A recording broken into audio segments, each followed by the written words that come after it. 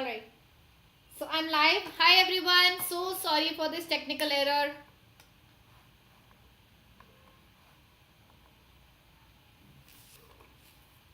Hi everyone. Jaldi aa jao, jaldi aa jao. Come soon, come soon, come soon.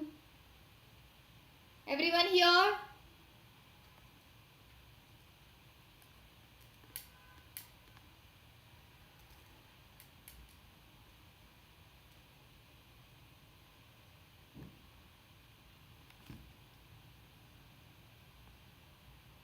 Alright. Perfect, perfect. Let's continue.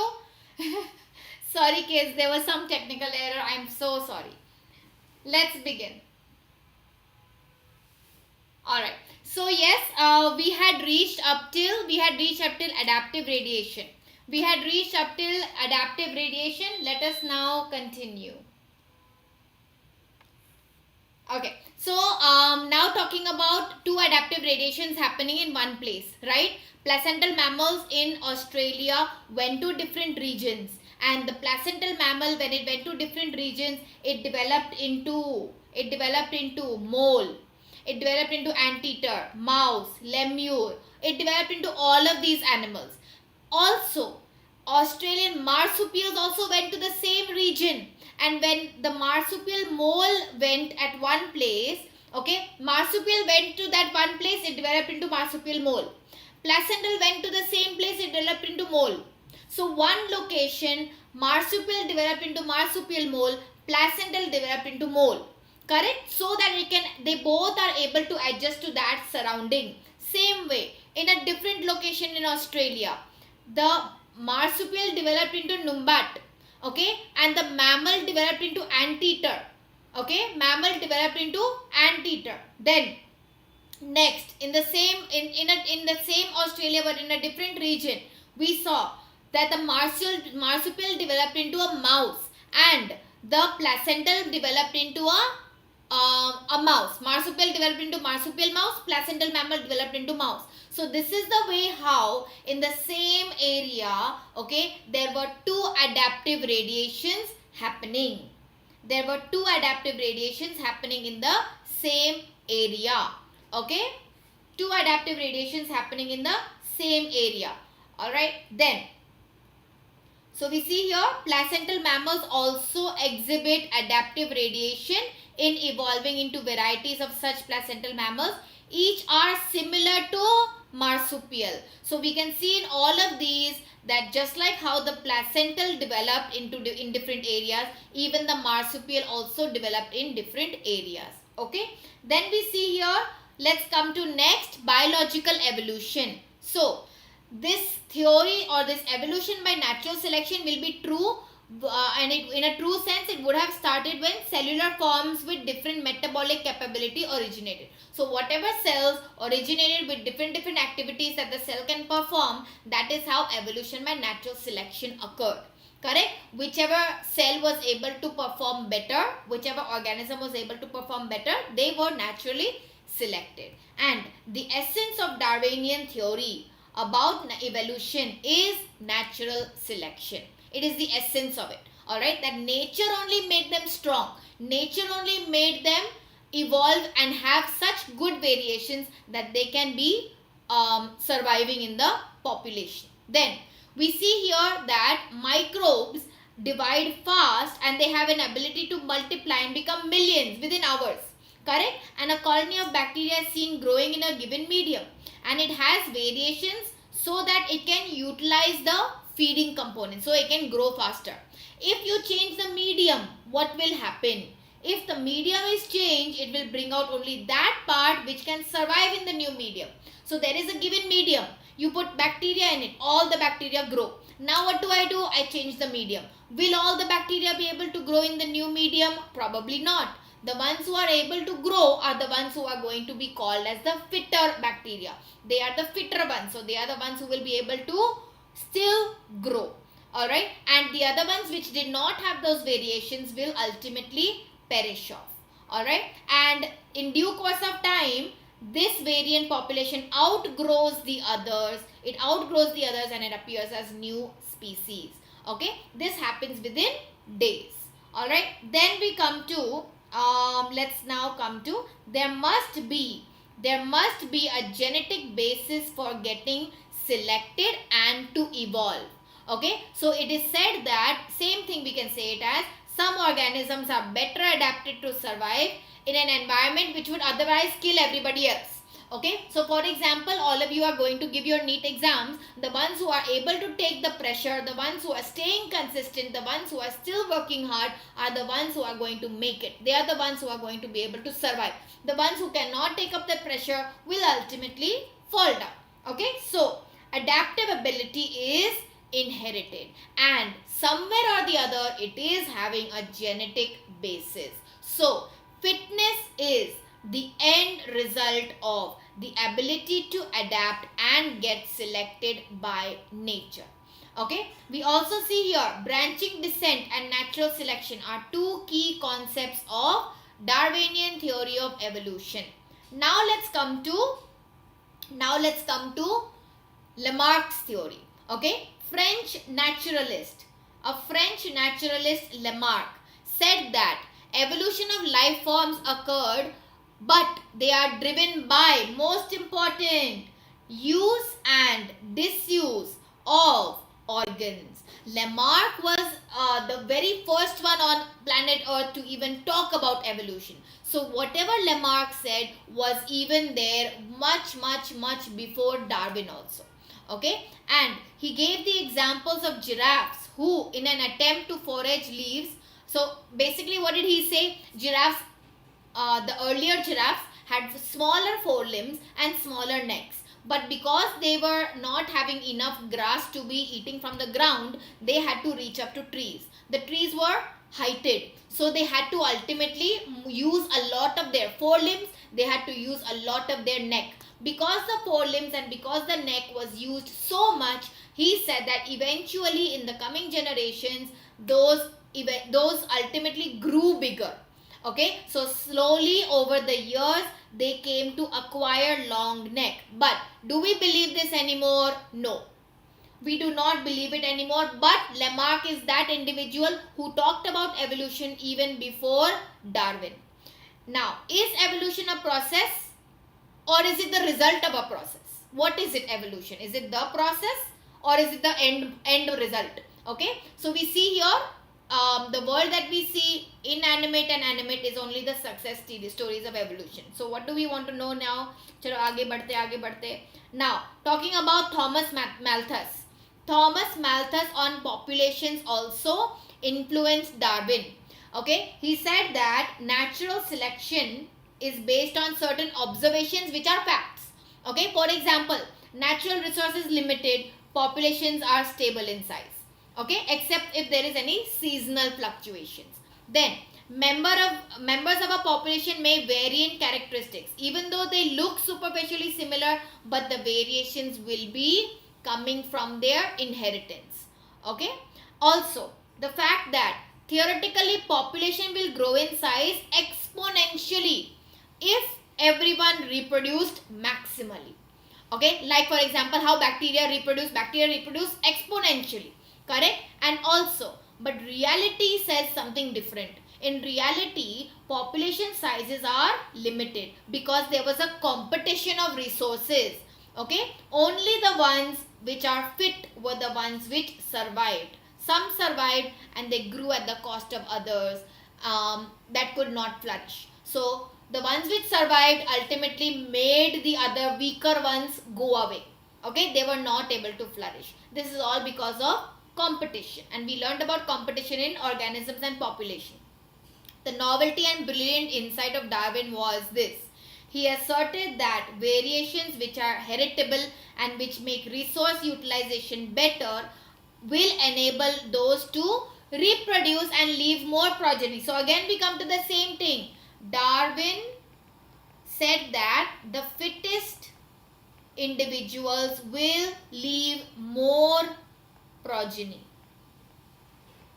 Fittest individuals will always leave more progeny. Hence we see for a period of time many generations will leave more progeny and there will be change in population characteristics. So this will give rise to new species. Fine.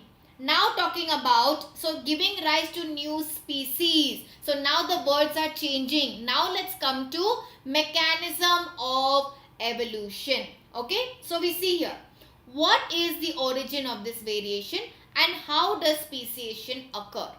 Okay, what is the origin of variation and how does speciation occur? Now, even though Mendel had talked about inheritable factors, Mendel first called them as factors, right?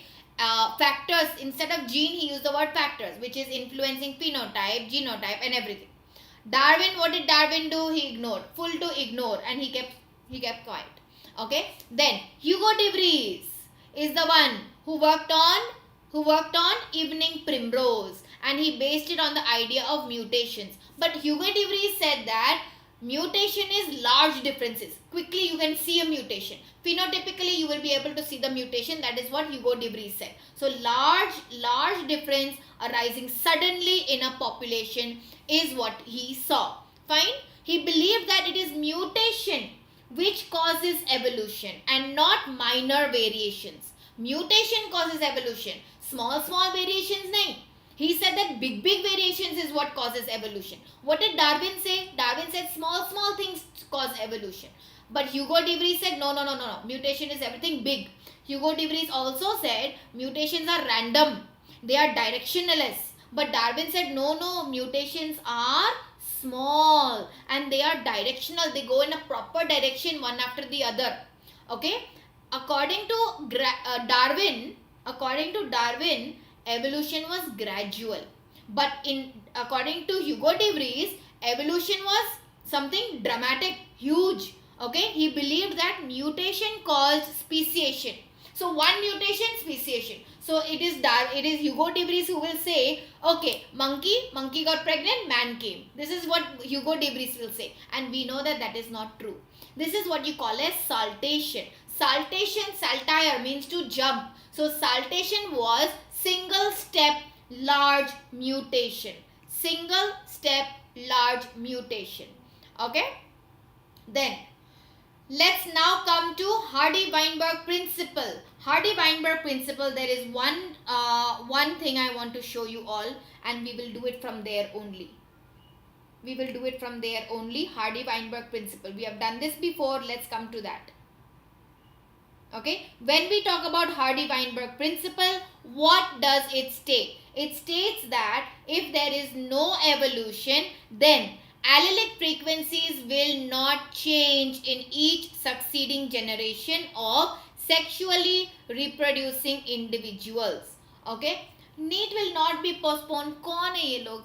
कहाँ से आते हो? It will not be postponed. Now sit and study.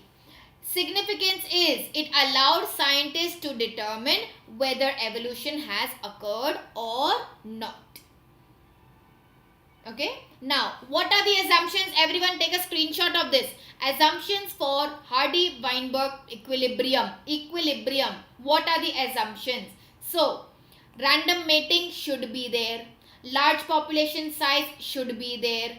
There should be no mutations, no migrations, no natural selection, no recombination, no genetic drift. Am I clear? There are 5 no's and 2 yeses. Yes is only for random mating and large population size. Okay. So, if all of this is met with, then population is in Hardy-Weinberg equilibrium. Hardy-Weinberg equilibrium shows that it states that there is no evolution. Okay, so if Hardy-Weinberg equilibrium is met with, then evolution is not happening over there. Evolution will not happen over there. Clear? What are the formulas? Everyone take a screenshot. Very important MCQs can come from here. Two formulas are there. P square plus 2pq plus q square is 1. What is P? Frequency of homozygous dominant. What is Q? Frequency of homozygous recessive. Children, if you want to see how you're solving questions, sums of Hardy-Weinberg principle, I have made a video just for this. It is a video where I've solved Hardy-Weinberg principle sums in less than 10 seconds. Please watch that video. It is going to solve all the concepts of Hardy-Weinberg equilibrium sums. Okay, there is a video in our Enlite channel only on Hardy-Weinberg. Please watch that video. Remember these two formulas and practice the sums. It is very simple. All of those who are struggling with this, please practice the sums. Now, when we talk about these graphs which have been given, important. The graphs which have been given here are diagrammatic representation of, this is diagrammatic representation of natural selection. Okay, of natural selection. Alright, and what are the three graphs? Which are the three graphs over here? Tell me. Which are the three graphs over here?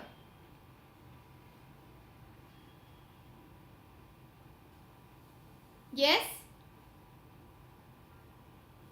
So here is where you have the first graph, individuals with a what phenotype. So you have here the ones which are favored are in peak over here. Okay, that is the medium size individuals. For example, if you have here individuals with height, so if you have individuals with height 4, this is individuals with height 4 feet, 4 feet, 5 feet, 6 feet. Okay, which one is selected? Which one is selected? Selected is the one which is of 5 feet. So the peak is at 5 feet. Correct? The median one is selected. Then over here, the peak is shifting. Maybe the peak is shifting in this direction, or the peak can be shifting in that direction. Directional selection. Directional selection. Otherwise, if only extremes, 4 is selected, 6 is selected. 5 goes away from the population. 5 is going away from the population. That is one more type. Yes. So tell me, A is what? What is A? What type of graph is A showing? Sorry. What type of graph is A showing? What type of graph is A showing? This is disruptive. Okay. This is directional. Directional. Okay. And the first one, stabilizing. Stabilizing. Yes, everyone. So you have A, B and C. Clear? Now, let's continue. So we see here. Let's continue. Very good, kids. So, Hardy-Weinberg we have done. Now, 5 factors are known to affect gene migration or gene flow. Gene migration or gene flow. Genetic drift, mutation, genetic recombination and natural selection. Okay. Then, when migration of a selection of population to another place occurs, gene frequencies change, and then in the original as well as in the new population. New genes are added and they are lost from the old population. So there will be a gene flow. If this is gene migration, it will happen multiple times. Okay. If the same change occurs by chance, it is called as genetic drift. Okay. Then sometimes the change in the allele frequency is so different from in the new sample that they start becoming a different species. So one individual from one given area went to a different population, and in that population they probably now they flourished so much that over there they became a new species with the existing species there. So they now became the ones which drifted from the original place. They went to the new place, they became founders, they created new species. This is what we call as founder effect. Okay, this is what we call as founder's effect. Now let's continue. Alright, so now where have we reached? Important lines here. 2000 million years ago, first cellular life forms appeared on Earth. Okay, the mechanism of how non-cellular aggregates of macromolecules developed into cells. Okay, and the membrane also came. That how was it done? That was not known. Okay, non-cellular aggregates came together, they made a cell, they made a plasma membrane. How did that happen? That was not known. But also it was seen that some had the ability to release oxygen. Okay, they were able to perform photosynthesis. The reaction could have been similar to light reaction in photosynthesis, where water is split with the help of solar energy captured and channelized by light harvesting pigments. What are light harvesting pigments? Chlorophyll.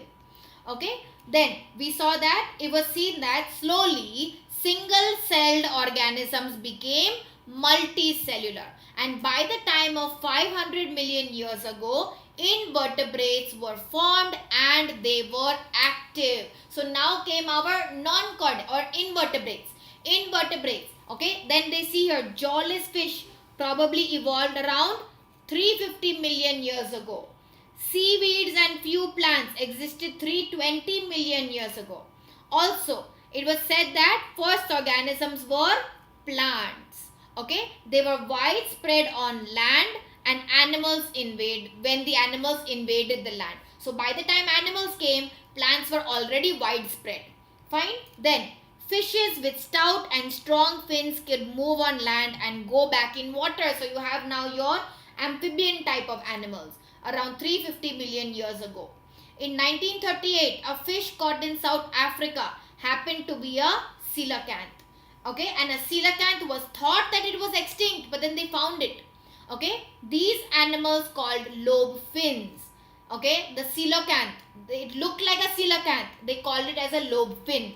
It evolved to the first amphibians. Which lived both on land and water. Are there any species now left with us? No specimens left with us. Okay.